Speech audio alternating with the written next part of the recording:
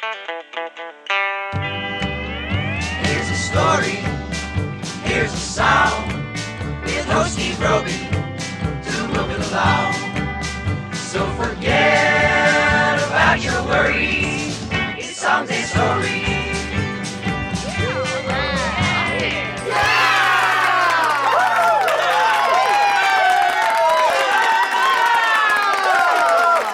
Aloha and welcome to the Songs and Stories podcast. Thanks so much for listening. My name is Steve Roby, and joining me on the phone right now is Jaz Kaiwiko'o. Welcome to the show. Hey, Steve. Thanks for having me on, brother. Oh, great. It, man. You know, I was thinking it's been about 3 years. It's been about 3 years since we first met. I was filming a music documentary called Living on a Rock, and I visited you at Kappa FM Studios. Yep, I remember. Besides being the co-host of Kappa's morning show and program director, you're also the host of a show called Hawaii Island Homegrown. Tell me about that. I created the show on our station, and because, unfortunately, because of what's happened with COVID and everything, we actually are short-staffed right now. So there's actually not a DJ. There's no DJs outside of the morning show right now. But on Sundays, from 8 o'clock until 10 o'clock is a segment where I play music that is of multiple genres, but the artists have to be here from the Big Island. And the only things I don't play is if it's maybe heavy rap and maybe music with heavy distortion guitar. But other than that, I try to give everybody love, even though it's way outside of our format. Tell me about some of the people you've had on, for example. Just say, I guess to give you an example, the variety. We have everybody from Jesse Snyder, who's he's actually the horn arranger for Kahula Nui, but he's an awesome jazz player. And I actually play with him every now and then in a band called Bump City. But we played from him to Kunia Galdera, who's the great grandson of Gabby Pahinui. We just recently started playing a guy named Jay Moki Cho again, who has been doing kind of music more similar to like kind of Bruno Mars. We played John Keave. You know, he's a local artist. A lot of the music as of lately that's been honoring Mauna Kea we've been playing. And some of some of the kind of, we've been playing this new reggae guy, Waidine, I think is how you say his name. Are some of the different like kind of reggae vibes from the east side of the island that we've been kind of playing. Yeah, so yeah, big variety. Even some gospel stuff, man. Playing a doctor, an African American lady doctor, Shale Torre, who sings gospel, like R&B gospel, and we're playing that. Yeah, wow. She lives in Hilo, so I got to give her some love. You know what I mean? I'll have to look her up. That sounds interesting. So besides working in radio, you're also a musician, producer, a 2-time Hoku Award winner. Do you want to give us a brief overview of your career in music so far? To try to keep it brief, I started I was born and raised in San Francisco, California, and my two older brothers, Richard Guan and Albert DeGracia, were one of them passed away, but they were both Rich's still backup musicians for the band The Whispers, who are famous for their songs like Rocksteady and hits like that. They've been backup musicians for that band for probably over 30 years. So I kind of grew up as a kid, 8-10 years old, kind of in and out of studios, just kind of hanging around places. So I've had people from like the Escobedos, from Sheila E., meeting them at a young age and not really knowing who they were at the time. And I got into breakdancing and DJing in the early 80s, and I just got into hip hop is where I first started. So I became a hip hop DJ, a turntablist, I guess you would say. Did beat breaking and scratching. I was into breakdancing and I rapped. I still rap to this day and still work turntables to this day. But I produced all the way up until I started in about 83, about 13 years old. And then about 86, 87, while still in high school, my older brother started noticing that there was something there. So they kind of started grooming me a little bit. And then probably about 18, I think I was about 18 or so, was when we started making demos, and they started getting labels looking at me. So about 88, 89 or so, I was managed by Bay Area Productions, who in the mainland at that time were famous for managing bands like Too Short, Tony, Oh a yeah, lot of yeah, the kind of the big Bay Area urban acts at that time. And so I got a record deal with Imagine Records. Stan Keith, who is a famous hip hop producer now, but back then was kind of just getting started. He was my producer, and we put kind of an EP out, and it was on vinyl. And I got some radio play on KMEL in the mainland and things like that. And I would win local battles all over the place. But being at, I'm Filipino, Hawaiian, Puerto Rican. And at my look at that time and what I am, there wasn't anybody out at that time. Right. There was barely white rappers, let alone an Asian. Album just kind of went on deaf ears because it was very, I wouldn't say it was racial, but if you weren't black and rapping, nobody took you seriously. Mm. So my album kind of got shelved. I continued to rap, and then I would sit in with my brothers and occasionally sing. And then they figured out I could sing, and they said, well, heck, the rapping thing ain't working for you, so maybe you should just sing. And so I started singing. I started singing in Bay Area bands and things like that. And Wow. then I moved over to Hawaii in 93 and started using what I learned from singing and from hip hop to actually start producing a little bit more with music and kind of figuring out chord progressions and things like that. And then in 93, while living in Hilo, I had just moved over, and I met a band called Ehukai that was playing at the bar. They had just gotten a record deal, and I had just come in at the right time, met them at the bar, was kind of tipsy, talking with them, asked if I could sit in. We kind of hit it off, and they said, wow, you'd fit in, and you play anything? I go, yeah, man, I play drums, actually. I kind of picked up drums along the way and joined up the band. And then, a couple Hoku Awards later, and being one of the biggest selling Hawaii CDs, did a lot of years with that band. And then after breaking up, just kind of went into production work after there. Wow. And ever since then, I've been just kind of producing and being able to work with guys from the mainland, Hawaii acts. I've been able to start a bunch of careers over here. So it's been kind of a pretty blessed career, I guess.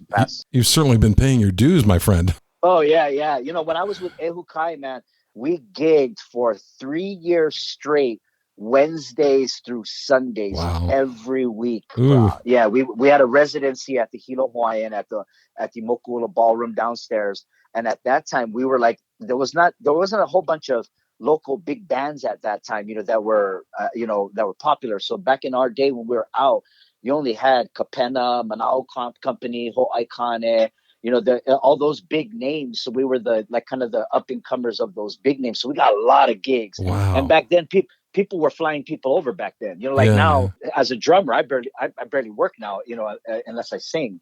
But back then, they flew 6 or 7 guys over, for gigs, no problem. Wow. Different times, huh? Big time, man. Big time. Yeah. So you've released a new album called Lo-Fi Grits Volume 1. What's the overall theme with that? I as a producer, beat maker, especially for the hip hop stuff, I'm in the studio probably every day, and I spend at least 6 hours a day, whether I'm at my other job or whatever. I still spend at least 6 hours a day in the studio minimum. And if I don't have a project I'm doing, then I just make instrumentals and I just kind of archive them. And sometimes those instrumentals are maybe at a 50% or they're at a 75%. Sometimes, I'll shoot them over to rappers and they go, yeah, I'll take that one. Can we add some guitar to it or whatever? Or, another musician or producer might take my meat of the stuff and then add their guitar parts. That's the only instrument I really don't play is guitar. So usually guitar people will grab my stuff. And so I didn't know that if you're familiar with it, I didn't know lo-fi beats were a thing until maybe about a year ago. Yeah. And that's kind of like where people are making instrumentals using samples of like jazz and things like that. And they're just kind of loops and stuff, but they're made to sound very lo-fi with the vinyl cracking still in there, not highly produced. People are selling albums that way. And mine start like that as the foundation. So I have these like hundreds of songs that I'm like, where I'm always like banging myself in the head of how am I going to finish these? And then I listen to them. I'm like, hey man, these are perfect lo-fi beats. Why Right. finish them? Right. So, so I just started going through, and I think if I map it out, I'm going to be able to release like 20 songs at a time, like maybe every 4 or 5 months. Wow. Yeah. For that's how many beats that I archive, and so this album is basically a kind of a collection of 20 instrumentals that's been beats that I have created over the past maybe 3 years. Some that maybe it was a bass line and a keyboard line that I made 3 years ago and then finished it, this year, but the vibe, why it's called Lo-Fi Grits, is it's kind of got a little bit more edgier feel to it, as opposed to that doing, college homework kind of vibe that lo-fi beats has. Mine is more of like, you could do that, but if you want to go and, practice kickboxing in the backyard, or you got to run and you need a little bit motivation. Right. Some of them are on the sexy side too. So I'm told people, hey man, you can kick back and smoke and be with your lady on a couple of these too. So yeah. And so the grits is kind of the gritsy side of it, but also my favorite soul food is grits. I love grits. So I'm always like, when I want to put soul on music, I always say I got to put some mix of grits on that. and so that's what kind of the lo-fi grits. Right. Give it some teeth, huh? Yeah. yeah, exactly. Right. I recently discovered lo-fi beats too. I was looking for some stinger bumper music for the podcast there, and there's some really good stuff. I mean, it runs 15, 20 seconds, but in that short time, it delivers a message. Yeah. I'm trying to do the same thing with that sound, except I'm trying to play a little bit more of a story in the song. So, most of them, I try to have a bridge in it. I try to have some, I try not to, make those type of loops where it's the same. Everything is the same key. There's no changes, no modulations. I try to keep it as musically changing as possible within that realm of that style. And then the other thing I've been doing, what's a little bit different, and I'm not the only one who does it, but is I started off sampling, but I don't want to deal with royalties. So since I've learned how to play things, I end up playing things and then sampling myself, so that I could take those musical bits that I've made myself, that I own, and I could chop those up into pieces inside my keyboard sampler and make it sound like more of a hip hop feel, but it's all my stuff. So I own everything, Yeah, that makes sense. Well, you sent over a couple songs for us to check out here on the show. I've got the song Straight Up to play next. Would you like to talk about that?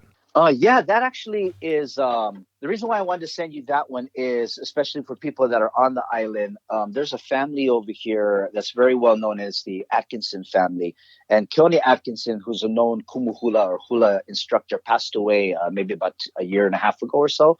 And his girls, he has 4 beautiful daughters, and they're all musically inclined. They all dance hula. But each and every one of them have a little bit of flavor in what they do. One likes hip hop, one likes Hawaiian music, one likes gospel, and they all kind of perform in their own different collaborations throughout the island with different things. And I was working with Lilinoy, one of the younger ones of the sisters, who does more hip hop. And we were just talking one day, and I decided, hey, why don't we get your sisters together and actually do a project? And so I took this beat, which originally I made to be kind of more of an R&B hip hop kind of track, and I sent it to the girls and just kind of challenged them to say, "Here, you write something good to it, we'll put it out." And they came back with what they wrote, and it's kind of it's a nod to being independent women on the island and being strong and being proud of their heritage, but also not being afraid to have a good time and all that Beyonce kind of stuff, Yeah. Well, let's give it a listen now. Here's Straight Up, and you're listening to Songs and Stories.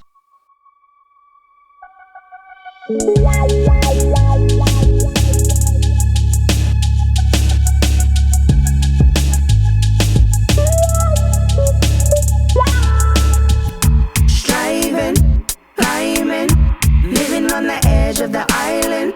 We gotta live it up if we ride it. We going straight up, no hiding. Feeling like it's on me.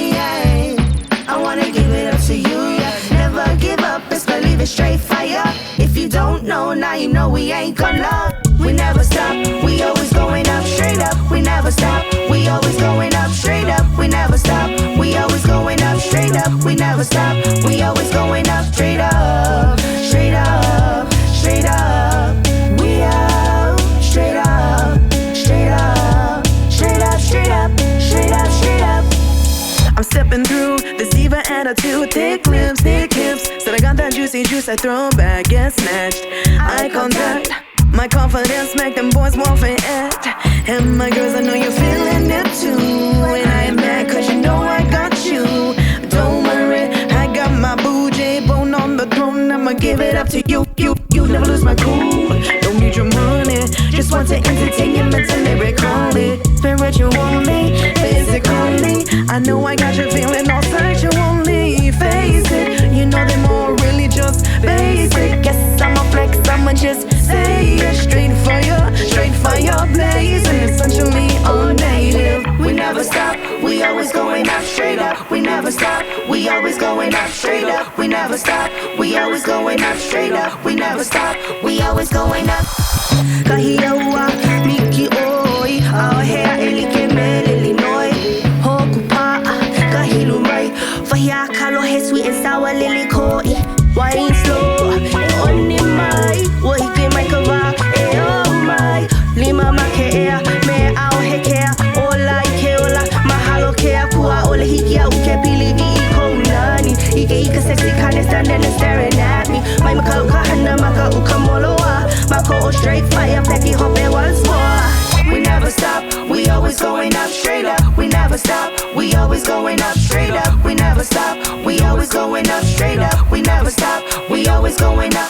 When me come around, them I all sit down. In a this a rude girl with that rude girl style. Straight corner, ripping from my K-town. Bring your heinies and steinies and with your poly swag style. Wahinis and sweeties, and patios and bikinis. This town is not a city, we still be getting litty. Get down nitty gritty, we still be looking pretty. Cause we shining like a diamond. Got my heels on, always fine wine dining. Got my shine on, sun is shining right next to Zion. Got me floating in the middle of the ocean.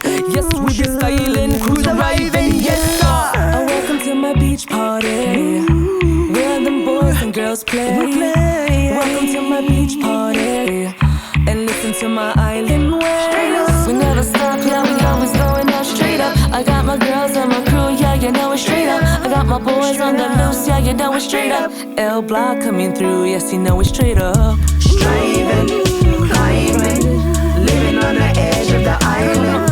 We gotta live it up if we ride it. We're going straight up, no hiding. Feeling like it's on me, yeah. I wanna give it up to you, yeah. Never give up, best believe it, straight fire. If you don't know, now you know we ain't gonna. And welcome to my beach party, and where them boys and girls play. And welcome to my beach party, and listen to my island ways. Shits beats.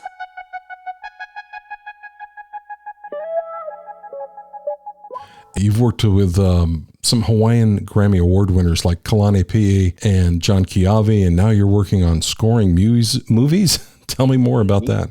Yeah, that's I haven't landed any of the big gigs yet, so I can retire or anything.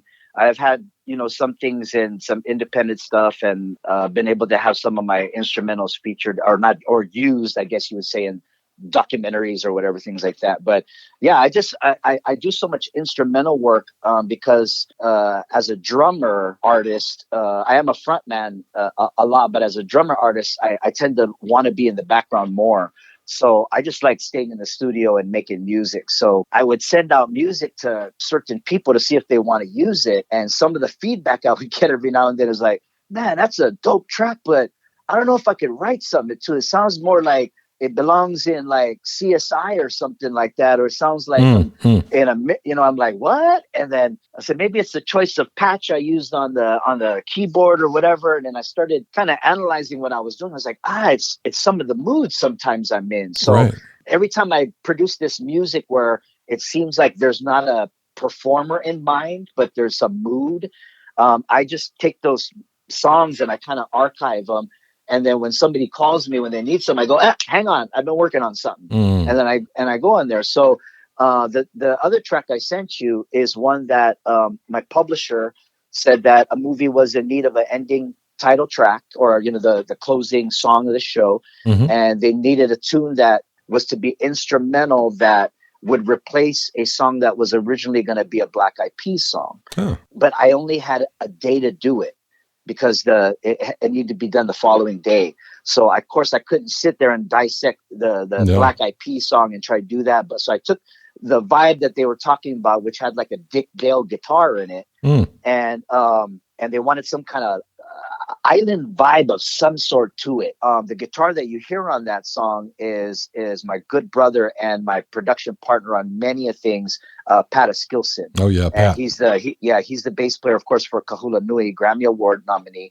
But his guitar playing is just so instrumental to my work. He's the guy that I don't have to explain anything to. Right. He just knows exactly where I'm going. So anyway, we came up with that track. And as soon as I sent it to the publisher, he said, man, I don't know why you haven't been sending me this stuff. And so that's what my vibe has been lately in the past month or two, has been kind of diving into watching movies and learning how the mood changes in the movie and where the songs change. And just recently started watching RZA from Wu-Tang Clan because he's a hip hop producer, but he's been scoring. I'm watching him like how he produces the track while the movie is up on his screen, and he's building the beats and, doing all the sampling and stuff around the actual movie. So that's actually kind of how I'm producing movies lately, with a kind of an intro, dramatic parts. Where's the turning point in the movie? Where's the melancholy? Where's this? And, making that all come up in music so that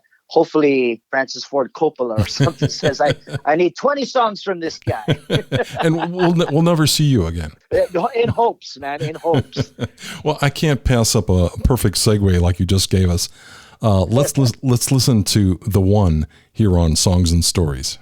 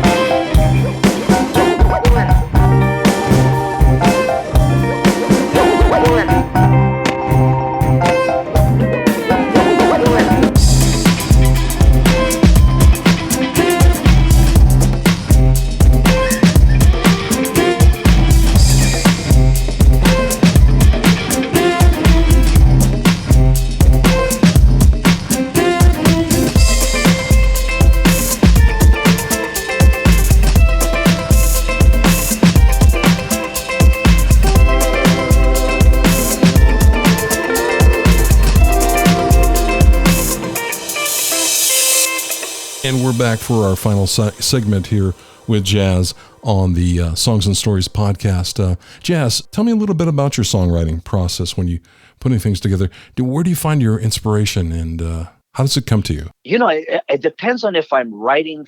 What's funny is that I can write for somebody like super fast, super in a heartbeat. Like if you tell me, hey man, I need a song going into the studio at 6:00 tonight. I need a song. Here's the key. Here's a blah, blah, blah. I can bang a song out. But Lord help me to try to write a song for myself. I cannot write a song for myself for nothing. I don't think inspiration hits me as far as like when I write. I think it's because I'm writing for a lot of people mostly. It's more of storytelling. Right. So I'm trying to look at it in the eyes of that person as opposed to what I'm feeling. So maybe that's why I'm liking the movie thing lately, because I'm trying to, so yeah, I'll usually start off with music first. I'll usually start with keyboard progressions first on piano. And then when I feel the vibe of what it is, I'll change the patch. Like it may sound like, so if I'm playing like a chord progression, I go, oh, this sounds better as a Rhodes. I'll change the patch to a Rhodes, and then I know, okay, I'm going R&B with this. And then I add a bass line, and I start doing this. Once I get the kind of the grit of the music together, and I kind of have a format, I just hit record on the microphone. I just start humming for like, I don't know, an hour or two, and just hum melodies all over the place. Wow. And I'll just keep changing tracks. Like I'll hum a melody line through one track, and then I'll go through another track, and I'll hum another man. And I could do like maybe 20 of them sometimes. And then I'll listen back, and then the one that like makes me feel like I want to repeat it over again, that's the one that I highlight, and I start working on that one. Well, aren't you finishing up your first solo album where you'll be making your singing debut? Yeah. Well, not debut. It's my last solo album, which was called Sticky Icky Soul, was a Jaz Kaiwiko'o Presents album. So what it was a collections of songs that I all wrote and produced, and that I had other people sing or co-write to. And so I did happen to sing on, I think, at least 4 of them. Okay. But I've never put out and I've sung on many of other people's projects and singles, but I've never put out an actual album of just me singing. And so I just finished the music for that. And like I told you, I cannot write to save myself, to write for myself. So I have actually, if you will, called all my friends that are wonderful writers and especially that owe me favors so they can hurry up. And I said, man, here's the music. Here's kind of the idea I had with the music when I wrote it. And I just sent it out for people to write. And out of the 10 songs, I think I've gotten half of them back with some great material. And so I'm just waiting on the other 5 to come back, and then I will lay all those vocals, and then hopefully does something this time around. Well, good luck with that. And have you got a working title for that? I don't. Originally, it was when I was going to, when I thought I was going to be done earlier, I was going to call it Jaz Kaiwiko'o 5020. And the reason why I was going to call it 5020 was because I just recently became 50, and I'm celebrating my 20th year as a working producer. So that was kind of the format behind it. But I don't know. I don't know what it'll be until I guess I'm done with the album. Maybe one of the songs will grab me, for the title. Or well, congratulations on both parts there. Thank you, man. Appreciate it. Yeah. So musically speaking, has the pandemic affected any of your music plans this year? And how have you adapted to that? It did on 2 projects. It delayed 2 projects that I was working on. I'm currently producing Pa'ani Pila's album, and Pa'ani Pila was a huge group in the 90s, and they haven't recorded since the 90s. So we got them back, and we got them sounding. I mean, they've always sounded awesome, but we kind of got them acclimated to how a little bit things are sounding now without taking away their sound. And man, we were so excited. And then about halfway through, the things started happening. And so we've been having to record with, I guess, like long distance recording. So that was supposed to be released already. And now we're looking at maybe September. Same with another musician. I won't say her name right now, but a musician that used to play with Auntie Genoa Keave, a kupuna that I was working on had to be put on pause. So just those 2 projects being delayed. But other than that, it's allowed me to do more work as for my instrumentals and for those who want production work from the mainland, I'm able to have a little bit more time for that because I'm working from home. Right. I think we've all learned to adapt somehow there. There was kind of a shock there for the first couple of months. It was like, what's going on? Everything's happening. And but the funniest thing was I'm a pretty fashionable guy. Like I kind of dress to impress. I try to make it a point to, and no matter where I'm going. So I'm usually the one that piles up the laundry. I mean, there's usually just piles of laundry that has to be done. And so, and I do most of it, but my wife was doing it. She's like, hey, I've been doing the laundry all weekend. Where's all your clothes? I'm like, what are you talking about? She's like, where's all your clothes? I was like, I don't know. And then I thought about it. I was like, hey, I've been wearing, because I just showered and throw the same shorts on. So I've been wearing like these like coach shorts from high school. I wake up, I take a shower, I throw them on. I take a shower, I throw them back on. So it's like, and I haven't washed them, dude. So they're like walking by themselves. But so that's the one thing, is that I don't shave regularly, and I haven't been changing. yeah, I think we've all gone through that phase too. Right. Well, what's the best advice you could give somebody, pass along to an up and coming entertainer here on the island from all of your experience in the music business? Unless you're somebody that is like an LT Smooth. LT Smooth is somebody I like to use an example of. LT Smooth like gigs everywhere. And he is one guy that could take 1,000 CDs with him somewhere to a gig and he'll blow it out. So he's kind of mastered that being live and making an awesome living at live and kind of distributing yourself. But there are those that make incredible music and do not gig. There are guys that do not send their stuff out and then grumble on why nobody likes my stuff. Mm. You've got to use the technology to get yourself out there. You know, I live in Holualoa, Hawaii, and I'm an R&B musician. If I didn't have the internet, if I didn't have clients or people listening to me outside of the state, I wouldn't work. I wouldn't have anybody enjoying my music, because Hawaiian music is my livelihood here. But my passion, my true passion for what I live, eat, and breathe to play is R&B music. And I need the internet for people to hear me because it won't happen here. So I think that's the best thing, is that, you know, find what your sound is and then find your audience where it is, because it probably or may not be here. So you've got to find those people, make friends, get them loyal, make them buy your product, your merchandise, and then get those people to spread the word. Right. And the other thing is to learn your craft, you know, just to get better. You know, I spent many of years as a mediocre drummer. And then I remember in a 3-piece, a real good friend of mine, man, and I'll say his name, Matty Laino. Him and a band member, man, they just couldn't play with me anymore because I couldn't play to the improvisational skills that they had. So they were getting bored. I just remember being so hurt, but at the same time, I said, you know what? I'm going to go practice. I'm going to go take lessons. And that's what I did. And that never happened again. And I ended up, and it was thanks to somebody finally telling me. So the thing is that don't assume you're good. Just, you know, like if you want to be a professional and you want to gig, you want to do studio work, you have to put in the work and practice and take lessons and learn your instrument, learn your craft, be professional, show up to gigs, dress what you're supposed to wear. Don't give anybody a reason to not hire you, because on an island, especially if you're a guitar player, man, that's a dime a dozen here on the islands, man. So what can you do that is going to make somebody want to call you instead of the other guy, especially if you both play the same? It's going to be your professionalism, the way you interact with people, your humility, your work ethic. You know what I mean? So I think that it's not always just about the music. It's, if you want to be heard out there and you want to make a living at it in some way, shape, or form, you have to take the business side of it very, very professionally. You know, I watch seminars and workshops on YouTube about famous people that are, you know, there's a reason why they're famous. So I'll watch people and say, man, what's their work ethic? What? You get up at 5 o'clock in the morning to make music? I'm going to do that too. Yeah. Good advice. Well, what's the best way for folks to find your music and follow you on social media? I have a YouTube channel, which is Jaz Kaiwiko'o. That's Kaiwikoo. And that's where I usually do, upload a lot of my music. I'm trying to get those subscriptions, so please subscribe.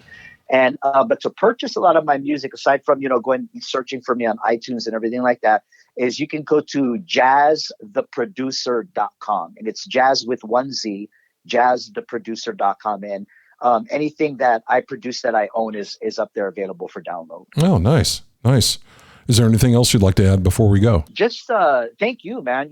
We don't. I'm in media as well, and thank you for doing your part in trying to get our Big Island musicians exposure. We have so much talent on this island alone that the world should know about. I mean, there's some gems over here, man. Like, we got some superstars that just people don't know about, that just haven't gotten out there yet. And when you come here to visit, go to the bars once they're open and having people play, go support and buy our music. Exactly. That's all I can ask. Yeah. But thanks, Steve, for continue to put the word out. I would love for you to do face-to-face podcast. So I would have loved to have done this so I could be in the shorts that I was talking about. And you could see so you're talking like video or something? Yeah. Man, I'd love to have you do video podcast so that you could see, so people could also see the beauty of what all of our musicians look like. We got some handsome and beautiful people, I don't know if I fit that category, but I've got a face for radio, if you know. But maybe someday. The only thing is the technology here is like I had to wait on back order to buy some gear from New York, and then it takes forever to ship here. So, maybe somewhere down the road we can do that. Dude, I know you're struggling. If there's anybody out there listening, I need a can of D5 Deox spray. Nobody has it on the island. Amazon will not ship it. Hook a brother up.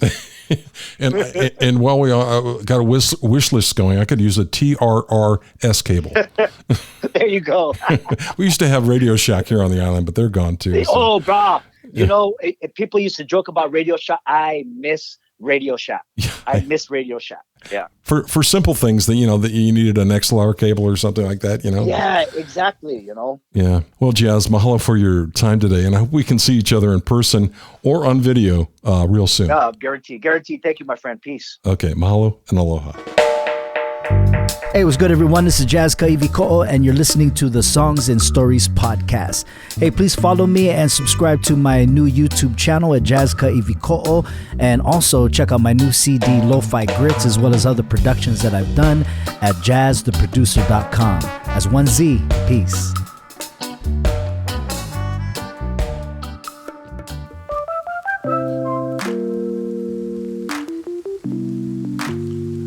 Well, that's it for this episode. Please join me next time on the Songs and Stories podcast, and stay safe.